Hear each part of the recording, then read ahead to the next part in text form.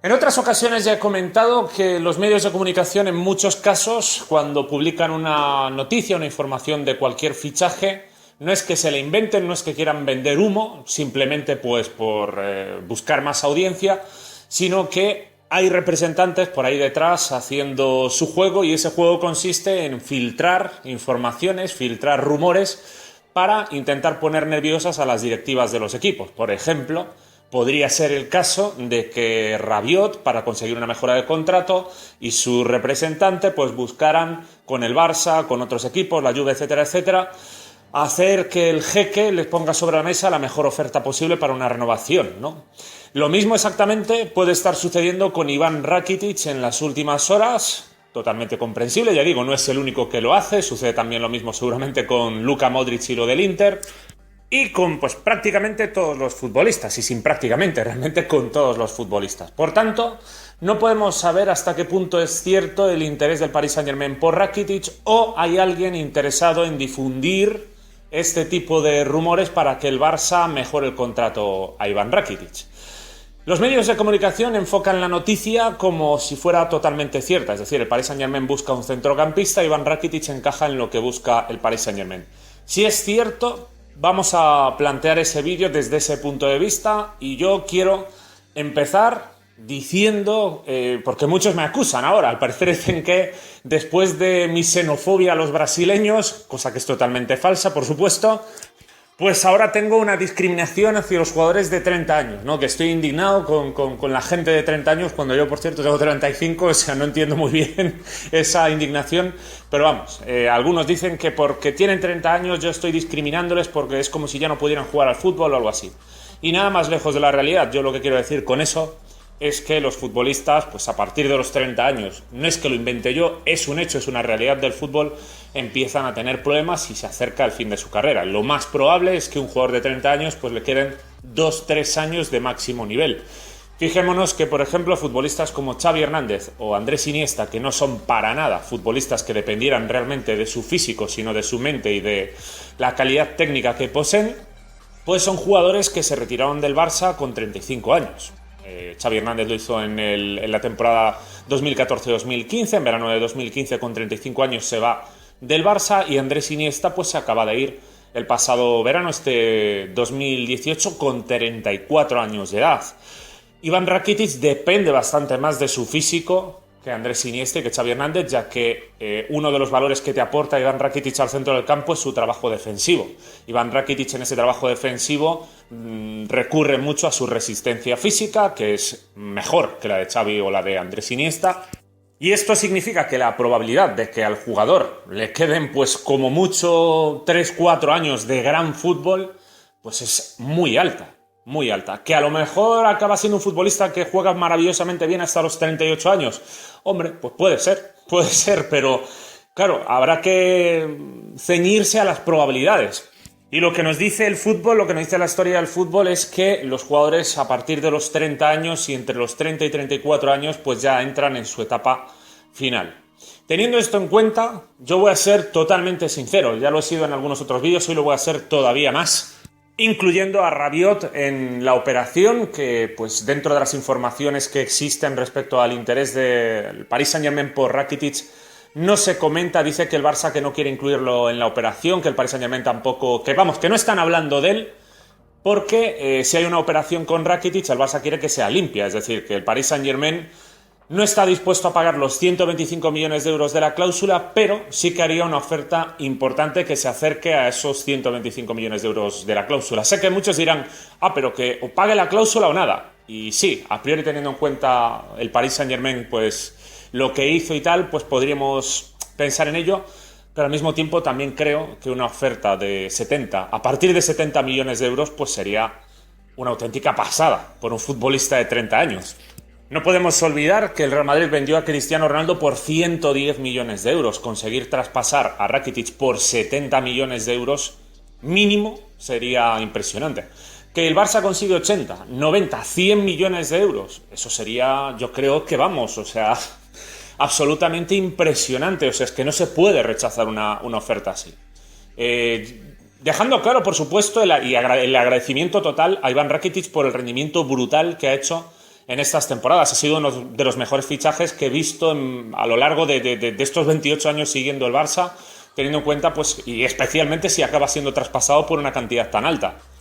Si no me equivoco, llegó por unos 20 millones de euros y tras dar rentabilidad máxima, ganar un triplete en su primera temporada y estas 4 temporadas rendir muy bien, siendo para mí la de mejor rendimiento la pasada temporada, pues creo que si aún encima el Barça consiguiera sacar lo menos 70 millones de euros, el negocio sería escandaloso, uno de los mejores de la historia del Barça, por no decir el mejor.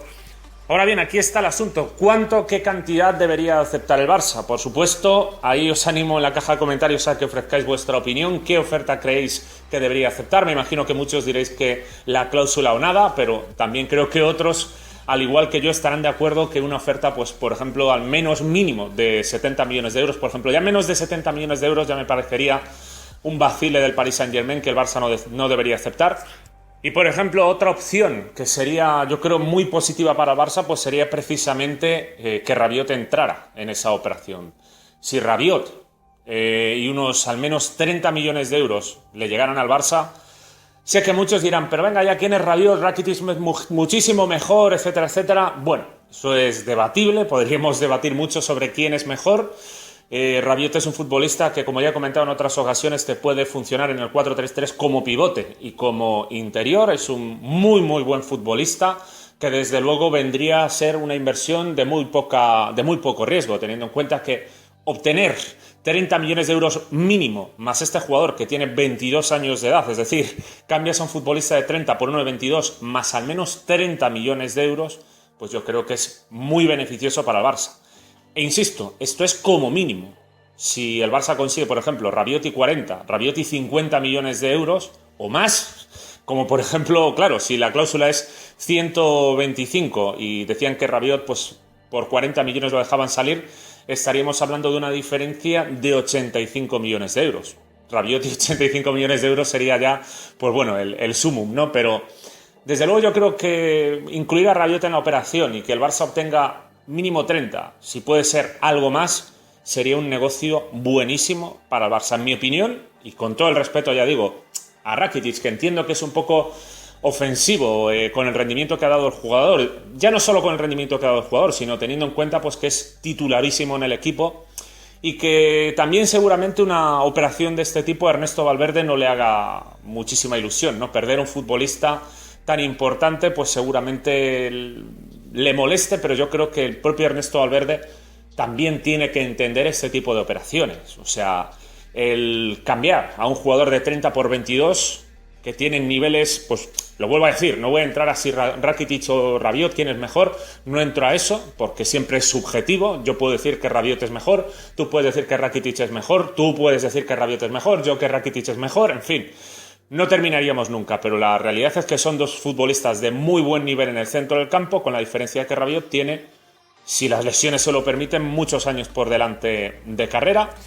Y no menos cierto también es que el Barça tampoco tiene por qué llegar a meter a Rabiot en la operación. Si quiere, puede buscar negociar con el Paris Saint-Germain en silencio, de manera tranquila, que no se hable demasiado, llegar a un acuerdo con ellos y mientras llegue a un acuerdo con ellos ir a junto al Ajax y pagar pues unos 50 millones de euros, que es lo que supuestamente piden por Frenkie de Jong, e intentar incorporar a un futbolista pues también de 21 22 años de edad con muchísima proyección y muy interesante para ese centro del campo, que también puede jugar pues como pivote y como interior, ¿no? Son un perfil los dos bastante parecido a Rakitic, si bien quizás no son tan ofensivos como él o no tienen un perfil tan llegador como el de Rakitic, ¿no? Quizás Rabiot sí, Rabiot podría tenerlo, pero De Jong no es necesariamente un futbolista.